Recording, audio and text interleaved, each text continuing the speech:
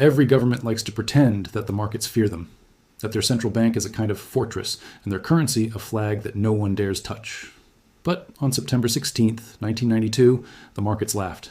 That Wednesday, an entire national currency, the British pound, was pinned against the wall of a system called the European Exchange Rate Mechanism. On the other side stood a hedge fund manager with a single bet worth more than the foreign reserves of some nations. By the end of the day, Britain had been forced out of the ERM. The pound was in free fall, and George Soros had made roughly $1 billion in profit. It was sold as a showdown, a currency versus a billionaire, a central bank versus a spreadsheet, a government promise versus arithmetic. To see how that collision became inevitable, the story needs to back up a little. In the 1970s and 80s, Europe was haunted by memories of currency chaos, devaluations, inflation, and exchange rates that bounced around like a pinball. To tame that chaos, several countries built the European Exchange Rate Mechanism in 1979. The idea was simple. Each participating currency would be linked to the others within a narrow band, all loosely orbiting the Deutsche Mark, the rock-solid symbol of post-war German stability. If a currency weakened and drifted toward the bottom of its band, its central bank was obliged to intervene, buying its own currency, raising interest rates, doing whatever it took to push it back up. For a while, Britain watched from the outside. The pound had a habit of misbehaving, and British politics had a habit of resenting European rules. Inflation in the 1970s had been painful. The government had already suffered humiliating bailouts from the International Monetary Fund.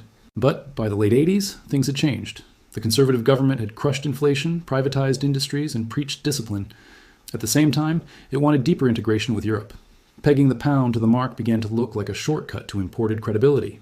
Tie the pound to Germany, the thinking went, and markets would believe Britain was serious about sound money. So in October 1990, the United Kingdom finally joined the ERM. The pound was fixed at an entry rate of 2.95 Deutsche Marks, with a small band of allowed movement. Inside Whitehall, it was hailed as a badge of honor. The message was clear. The pound now shared the strength of the mark. Britain belonged in the core of Europe. On paper, it all looked dignified and decisive. In practice, it was the moment the pound stepped into a trap. The problem was that the chosen rate was more political than economic. Britain's inflation was still higher than Germany's. The British economy had already begun to slow. House prices, which had soared in the 1980s boom, were starting to slip. To keep the pound near its lofty peg, interest rates had to be kept high. That pleased savers and impressed creditors, but it strangled borrowers. Every homeowner paying a variable rate mortgage felt the noose tightening. Businesses saw loans becoming more expensive as demand weakened. Under the ERM rules, the government had chained itself to a monetary policy designed for Germany, not for Britain. Then came German reunification. After the fall of the Berlin Wall, West Germany absorbed East Germany at a politically popular but economically costly exchange rate. Billions poured into rebuilding the East. That surge in spending began to stir inflation. To keep prices under control, the Bundesbank raised interest rates. Those higher German rates pulled the ERM upwards, like a magnet. Any country that wanted to keep its currency aligned with the mark now had to endure similarly high rates, whether its domestic economy needed them or not.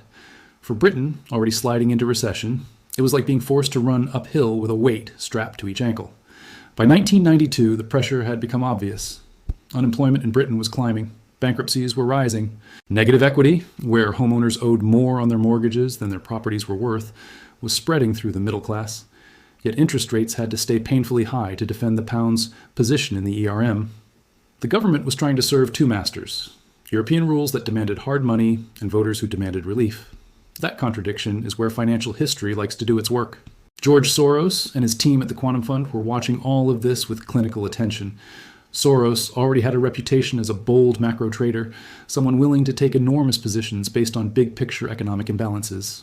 What he saw in the ERM was an imbalance of the first order. A country stuck in recession, tethered to an exchange rate set at an optimistic moment, trapped by rules that gave politicians very little room to maneuver. In Soros's analysis, the pound was overvalued. The economy couldn't bear the interest rates needed to keep it up. Something would eventually break. The mechanics of his bet were straightforward, even if the numbers were staggering. Soros began to short sterling, borrowing pounds and selling them for Deutsche Marks and dollars. If the pound later fell, those borrowed pounds could be bought back cheaply, returned to the lender, and the difference pocketed as profit. This is how short selling works. It bets on decline. The risk, of course, is that if the currency rises instead of falls, losses can be severe. But Soros believed the fundamentals left little doubt about the direction. Month after month, he expanded the position. By late summer, his exposure was in the neighborhood of $10 billion. He was not alone. Across the financial world, other funds and banks were reaching similar conclusions. Italy's lira had already come under pressure. The ERM's weaker members looked increasingly misaligned with the strong German core. Markets began to test the outer limits of what European governments could defend. Fixed-rate systems tend to invite this kind of testing. The band is visible. The line is clear. It is as if an enormous sign has been planted in the markets. Defend this level or be exposed. The immediate trigger arrived on Tuesday, September 15th, 1992. The president of the Bundesbank made remarks suggesting that some currencies in the ERM might need to be realigned again after the recent struggles of the Italian lira. To a nervous market, those words sounded like a crack in the armor. If further realignments were likely, why not attack the most vulnerable currency now? Overnight, traders lined up to do just that. On the morning of Wednesday, September 16th, the attack on the pound began in earnest. As London's markets opened, waves of selling hit sterling. Dealers in London, Frankfurt, New York, and Hong Kong offered pounds in massive quantities, swapping them for marks and dollars. Under the ERM rules, the Bank of England had no choice.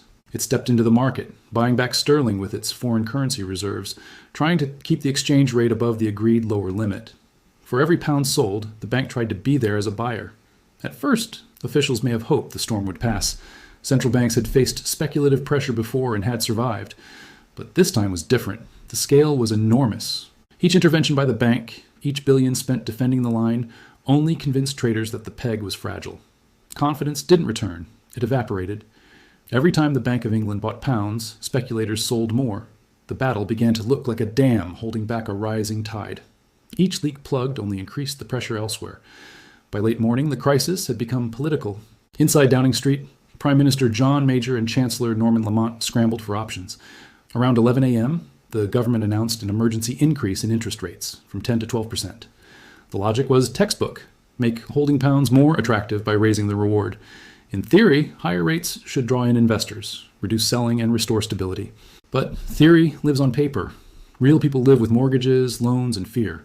To traders, the sudden rate hike did not signal strength. It signaled panic. Pushing interest rates up into the teens, in the middle of a deep recession and a housing crash, looked like economic self-harm. Markets simply did not believe the government was willing or able to keep rates at those painful levels for long. If those rates were politically unsustainable, then the promise to defend the exchange rate was also unsustainable. Instead of reassuring traders, the announcement invited them to double down. The selling intensified. The Bank of England kept intervening, burning through billions more in foreign reserves. That afternoon, in a move that now seems almost surreal, the government announced that rates would be raised yet again, this time to 15%. The desperation was visible, yet the pound continued to sink toward the floor of its band. The institutions defending it had started to look like a boxer, bruised and clinging to the ropes, signaling that everything was fine. By evening, the inevitable choice could no longer be postponed. Senior officials accepted that the defense had failed. The foreign reserves were not infinite. The political tolerance for sky-high rates was even less so. Shortly after 7 p.m., the government issued its statement. Britain would suspend its membership in the exchange rate mechanism. The pound would be allowed to float freely. The line in the sand was gone. In the hours and days that followed, sterling fell sharply, losing more than 10% of its value against the Deutsche Mark and the dollar. Currency traders who had bet against the pound, including Soros, closed their positions at a profit. The calculations were no longer theoretical. The numbers were on the ledger. The Bank of England's effort to hold back the tide had cost billions. The market had made its judgment and moved on. The political consequences were brutal. Black Wednesday shattered the Conservative Party's hard-won reputation for economic competence. For years, they had presented themselves as guardians of stability and discipline. In a single day, that image crumbled. The opposition mocked the government mercilessly, calling the crisis a humiliation and accusing leaders of gambling with the nation's currency. Public trust in official reassurances shrank. For many voters, Black Wednesday became shorthand for they don't really know what they're doing. The economic consequences, however, were more complicated. In the short term, the crisis was painful. Confusion reigned. Businesses and households had to adjust to a suddenly weaker currency. Import prices rose. Uncertainty made planning difficult. But in the months and years that followed, the collapse of the ERM peg began to look less like the end and more like a harsh reset. Freed from the obligation to defend an artificially high exchange rate, the Bank of England could lower interest rates. That gave relief to homeowners and borrowers. A cheaper pound made British exports more competitive. Growth gradually returned. Within a few years, Britain's economy was expanding at a healthy pace. This is one of history, yet its dark jokes. An event remembered as a disaster can also be the reason disaster did not become something worse. As long as Britain stayed in the ERM at a misaligned rate, it was locked into a policy that hurt its own economy to preserve appearances. Once that illusion snapped, painful honesty returned. The currency could find a level closer to reality. Policy could align with domestic needs instead of foreign expectations. The deeper lessons of Black Wednesday extend far beyond Britain. Fixed exchange rate systems have always carried this risk. From the gold standard of the early 20th century to currency boards and pegs in emerging markets, the pattern repeats. A government promises that its currency will maintain a certain value. For a time, the promise holds. Investors, citizens, and foreign lenders act as if that value is guaranteed. But beneath the surface, pressures accumulate. Debt builds. Reserves shrink. Political tolerance for the required sacrifices erodes. Once a critical mass of people stops believing that the peg can hold, the game ends. Markets rush to the exits. Central banks burn through reserves. Headlines talk of attacks. But the real damage was done long before, when policy and reality quietly drifted apart. The debate over whether figures like Soros are villains or just opportunistic realists will never fully end. Critics argue that hedge funds make crises worse by amplifying pressure on vulnerable currencies. Supporters respond that speculators simply reveal imbalances that politicians prefer to ignore. What Black Wednesday makes clear is that no trader, however rich, can destroy a fundamentally sound system. A single fund cannot topple a currency backed by aligned policies, sustainable debts, and coherent economics. The pound fell because its position was unsustainable. Soros's billion was a symptom, not the cause. For ordinary citizens trying to make sense of this, one conclusion stands out. Currency crises are rarely about numbers on a screen. They are about human decisions, choices to defend prestige over pragmatism, to ignore warning signs, to cling to arrangements that no longer fit reality. High interest rates that crush homeowners, rules that ignore local conditions, promises that serve symbolism more than substance. These are the seeds of collapse. When those seeds flower, the correction looks sudden. It is not. It is simply the day the bill comes due. That is why the story of Black Wednesday still matters. It is not just an episode in British history or a notch on George Soros' resume. It is a case study in what happens when a government tries to freeze something that is meant to move. Money is not a statue. It is a river of trust. It flows where confidence is, and it drains away from systems that stop earning that confidence. A peg can hold that river for a while, but not forever. When the pressure behind the dam grows too strong, the water always wins. On that September day in 1992, the British government tried to order the river to stay still. Interest rates were raised. Reserves were spent. Speeches were given. Yet the current kept building. Speculators measured the distance between what was promised and what was possible, and they acted on that measurement. By nightfall, the dam had cracked. The pound fell to where it had been trying not to go. The government was humbled. A traitor became infamous. And the rest of the world was reminded that prestige, policy, and pride all ultimately answer to the same quiet force: reality. If this story offers a new way of seeing money and power, remember what it reveals when leaders talk about defending a currency at all costs. The real question is not how loud the promise sounds, but whether the costs are truly bearable. History has a way of answering that question, and when it does, the verdict is always the same. Belief is borrowed, but it must one day be repaid.